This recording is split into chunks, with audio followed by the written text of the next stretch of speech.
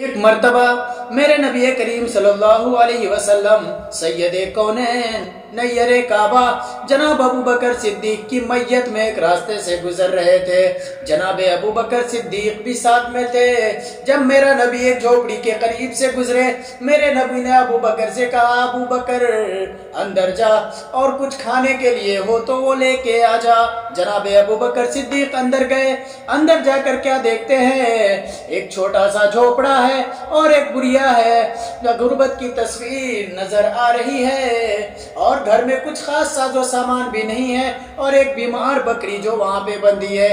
میرے ابو بکر صدیق اس بڑھیا سے کہتے ہیں، او بڑھیا، ہم مسافر ہیں، گھر میں کچھ کھانے کے لیے ہو تو وہ ہمیں دے دے۔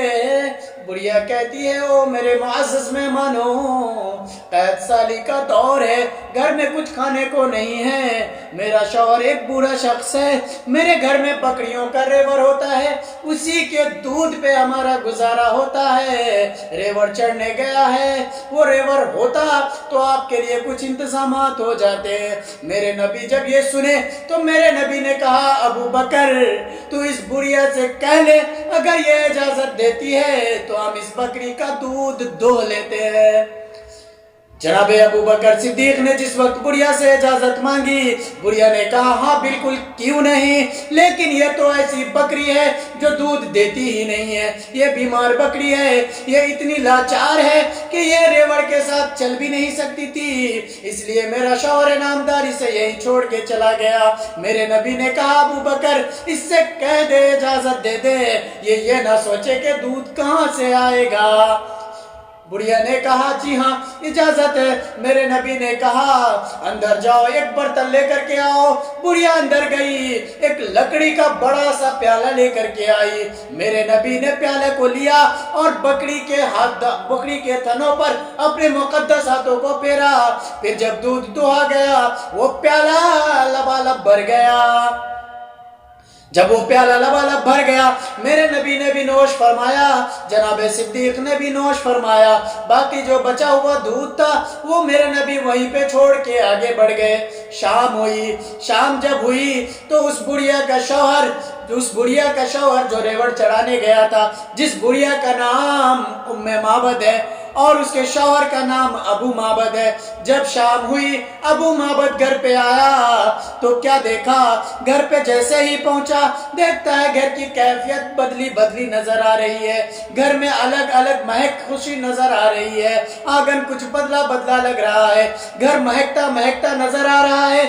اس نے پوچھا، بڑھیا، او میری زوجہ، گھر کچھ بدلا لگ رہا ہے، آج گھر کچھ خوشبودار الگ مہکتا ہوا نظر آ رہا ہے۔ جیسے اندر گیا، جیسے ابو معبد گیا، ایک دودھ کا پیالہ نظر آیا۔ اس نے پوچھا، بڑھیا یہ دودھ کا پیالہ کدھر سے آیا؟ بڑھیا نے اشارہ کیا، یہ اس بیمار بکری کا دودھ ہے جسے تو گھر میں چھوڑ کے گیا تھا۔ ابو معبد کہتا ہے، بڑھیا مذاق نہ کر، پورے ریوڑ سے اتنا دودھ نہیں نکلتا جتنا تو ایک بکری کا بتا رہی ہے، قید سالی کا دور ہے، اتنے دودھ تو پورے ریوڑ سے نہیں نکلتے ہیں، پھر تو ایک بکری کا کیسے بتا رہی ہے؟ بڑھیا کہتی، ہاں یہ اسی بکری کا دودھ ہے، لیکن یہ تیرا کمال نہیں ہے، یہ میرا کمال نہیں ہے، یہ اس بکری کا کمال نہیں ہے، گھر میں 2 کریم مہمان آئے تھے، یہ ان کا کمال ہے۔ ابو معبد پوچھتا ہے، بڑھیا یہ کون آیا تھا، اس کا نام کیا تھا، اس کا عطا پتہ کیا تھا؟ ام معبد کہتی ہے، ہائے افسوس، میں نے ان کا نام تو پوچھا ہی نہیں، اور جب نام نہیں پوچھا تو پتہ کیسے پوچھا ہوگا؟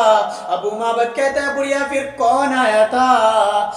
ام معبد کہتی ہیں، او میرے سرتاج، میں نے اس کا نام تو نہیں پوچھا، ان کا ایڈریس نہیں پوچھا، لیکن او میرے شوہر نامدار، اگر تم کہتے ہو تو میں اس کا حلیہ بتا دیتی ہوں۔ بڑھیا کہتی ہے، رأیت رجلا ظاہر الوداعۃ ملیخ الوجہ لم تغبہ سجلا ولم تضر بہ سألا کسیم وسیم نسیم جسیم۔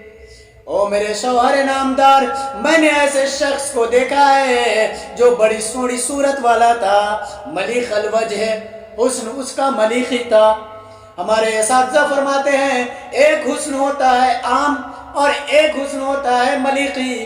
ملیقی حسن ہم اسے کہتے ہیں جسے بندہ دیکھ لے تو دل کرے میں پھر دیکھوں، دل کرے میں پھر دیکھوں، ایسے حسن کو ملیقی کہتے ہیں. او میرے سرتاج، اس کی گردن نہ تو زیادہ لمبی تھی جو بری لگے اور نہ ہی اس کی گردن چھوٹی تھی جسے بدی لگے، اور نہ ہی اس کی گردن چاندی کی طرح چمک رہی تھی. اس کی داڑھی لمبی گھنی اور سفید تھی، اس کی داڑھی لمبی گھنی اور سفید تھی، ان کی پلکیں لمبی اور گھڑی تھی. او میرے سرتاج، وہ آیا تھا تو ادھر مہک لے کے آیا تھا اور جب گیا تو مہک میری آنگن میں چھوڑ کے چلا گیا ہے. حسینوں میں جبینوں نازنی یوں تو بہت سے مگر کوئی میرے سرکار جیسا ہو نہیں سکتا.